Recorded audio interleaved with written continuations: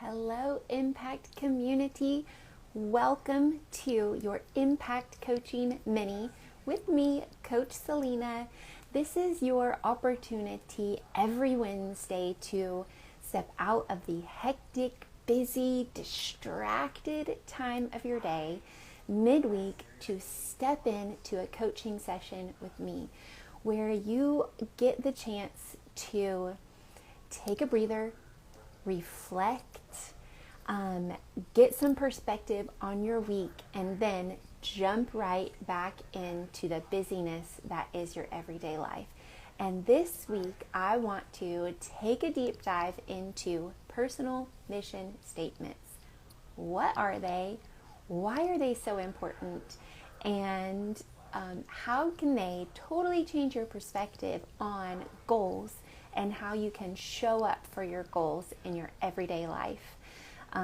I get this question often, and a little insider tip from me, a kind of nerdy thing that I do is every week as I'm planning my week ahead, I read my personal mission statement. I know it's kind of weird and nerdy, but why do I do that? Well, it helps me keep focused on what is really important to me about my goals and how I think that God is calling me to live my life. And I want to kind of unpack that a little bit for you so that maybe I can convince you to see it the way that I see it and have a fresh new way to approach your goals. So let's back this up for just a moment, and I want you to consider the ways that you usually approach your goals. Most of you, right? If you even write goals in the first place or have goals, it's usually something that you have come up with like on New Year's Eve. This year I'm going to, and we can kind of fill in the blanks of what those kind of goals are, right? Lose 10 pounds, read a particular number of books, exercise, reach this new level in my career, spend more time with my kids, or this important relationship, right? Nothing wrong with those kinds of goals, but as we know, they usually come in a flash and they leave rather quickly, and sometimes in a flash as well. They're not good or bad, they're not right or wrong, it's just a way to approach goals.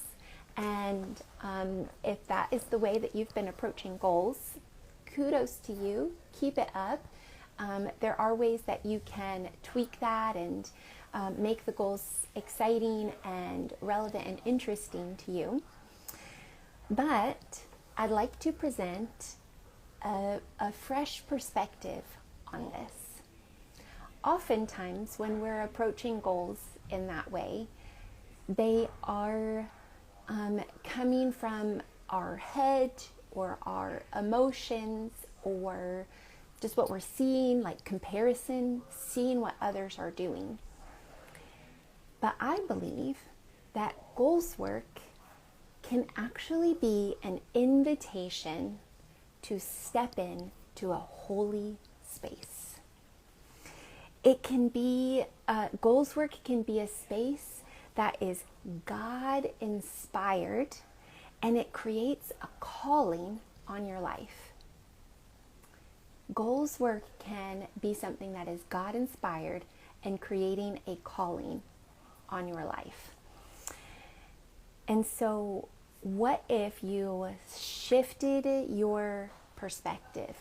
Rather than seeing goals as a list of accomplishments and things that you've been able to do this year and wins that you've had and milestones that you've reached, what if you considered your goals and the attempt and pursuit of your goals as an invitation to bring God into every aspect of your daily life and of your daily choices? What if goals was that kind of an ambition? The ambition to invite God into the everyday and to invite God to participate, and or that you are willing to participate in what God is actually calling you to do. Creating a personal mission statement is a significant part of that process.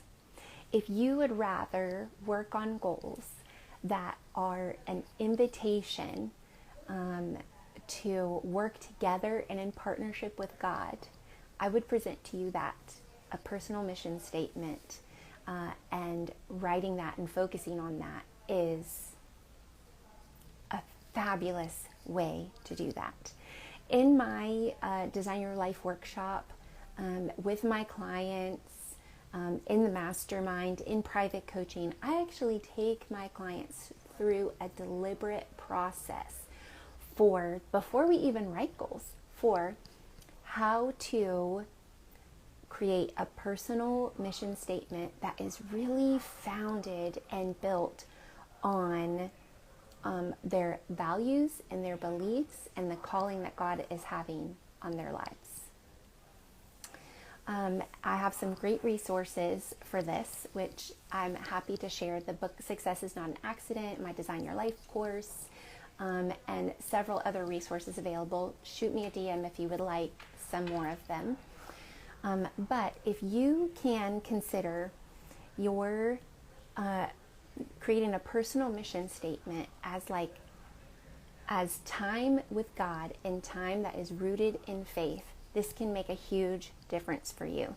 So I love to set the table for my clients and invite them to participate with God in figuring out what is your precise calling. What is the calling that God specifically has for you? What are the gifts and talents that only you bring to this world? What are the priorities that are important for you in this season of life? Who is God calling you to serve right now? How can you show up in your everyday life in a way that is participating in creation with the Lord?